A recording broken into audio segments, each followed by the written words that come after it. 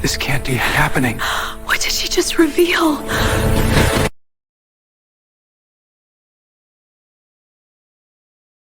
Mark believed he had finally traded up, leaving Elena in the dust of their shared poverty.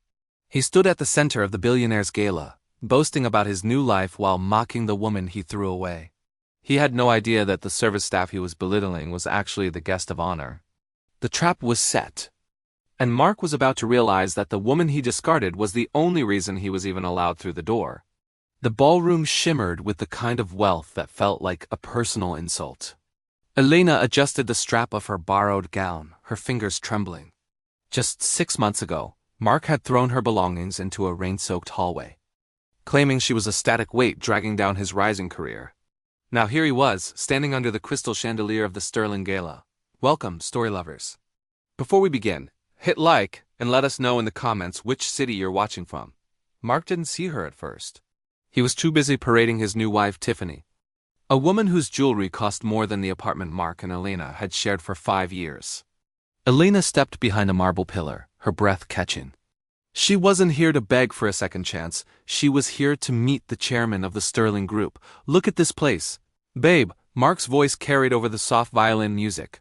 This is where people like us belong. Not stuck in some cramped studio with a woman who has no ambition.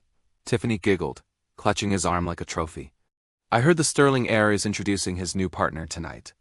Imagine the networking. Elena felt a cold sweat prickle her neck.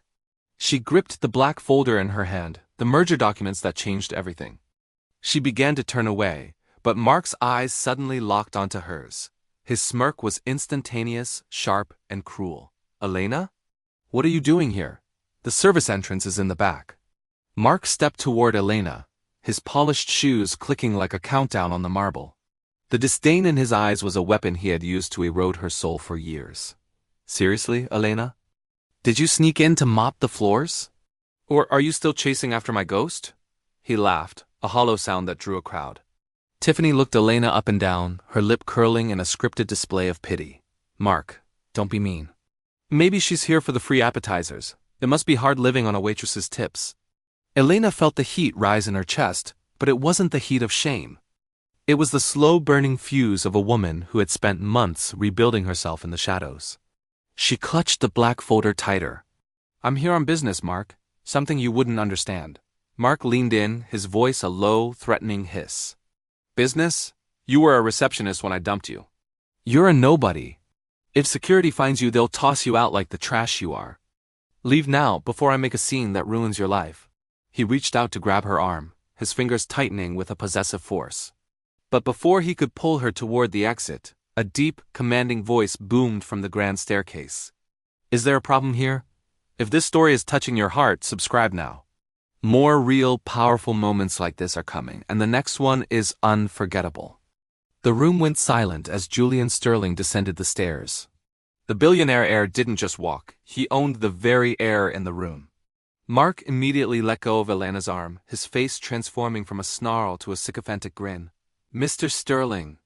No problem at all, I was just escorting this trespasser out. She's an old acquaintance who doesn't realize this is a private event. Mark puffed out his chest, playing the role of the loyal protector. Julian ignored Mark entirely. He stopped directly in front of Elena, his eyes searching hers before dropping to the red marks on her wrist.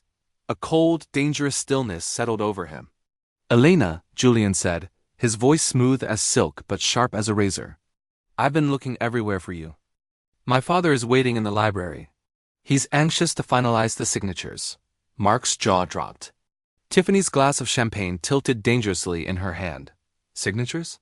Mark stammered, his bravado crumbling. Mr. Sterling, you must be mistaken. This is Elena. She's nothing. She doesn't have a cent to her name. Julian turned slowly, fixing Mark with a look of pure ice. This nothing is the primary shareholder of the textile firm we just acquired. Without her approval, your firm's merger and your new position doesn't exist. Elena straightened her spine, the fear finally evaporating. Actually, Julian, she said, her voice steady and clear, I was just telling Mark that I'm here on business. Mark's face drained of color, turning a sickly shade of gray. The silence in the ballroom was deafening as the guests whispered his name with newfound contempt. Shareholder? He gasped, his voice cracking. That's impossible. You were broke. I made sure you had nothing when I left. He looked at Tiffany, who was already stepping away from him, her eyes darting toward more stable prospects. The power imbalance that had defined Elena's life had flipped in a single heartbeat. Elena opened the black folder, revealing the legal documents that held Mark's future in a fragile balance. You thought silence was weakness, Mark, while you were busy performing for people who don't care about you. I was working with the Sterlings to save the company you tried to dismantle. She looked at Julian, then back at the man who had discarded her. The merger is approved, but the restructuring plan has one specific condition. We are terminating all senior consultants with a history of ethical violations. Mark's hand trembled as he realized he was looking at his own professional execution. Elena, please, we were a team once. I was just stressed. I didn't mean those things. He reached out, pleading, but she stepped back, her movements graceful and unburdened. Cruelty is a choice, Mark. Today, I'm choosing myself. She handed the folder to Julian and walked toward the library without looking back. Justice wasn't a loud explosion, it was the quiet click of a door closing on a past she no longer needed.